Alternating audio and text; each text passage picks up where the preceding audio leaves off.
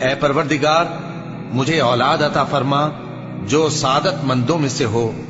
تو ہم نے ان کو ایک بردبار لڑکے کی خوشخبری دی۔ جب وہ ان کے ساتھ دوڑ دھوپ کی عمر کو پہنچا تو ابراہیم نے کہا کہ بیٹا، میں خواب میں دیکھتا ہوں کہ گویا تم کو ذبح کر رہا ہوں، تو تم سوچ لو کہ تمہارا کیا ارادہ ہے۔ انہوں نے کہا کہ ابا جان، جو آپ کو حکم ہوا ہے وہی کیجئے، اللہ نے چاہا تو آپ مجھے صابروں میں پائیے گا۔ اس طرح جب دونوں نے حکم مان لیا اور باپ نے بیٹے کو ماتھے کے بل لٹا دیا تو ہم نے ان کو پکارا کہ اے ابراہیم، تم نے خواب کو سچا کر دکھایا، ہم نیکوکاروں کو ایسا ہی بدلہ دیا کرتے ہیں۔ بلا شبہ یہ کھلی آزمائش تھی، اور ہم نے قربانی کی ایک بڑے جانور سے ان کا یعنی اسماعیل کا فدیہ دیا،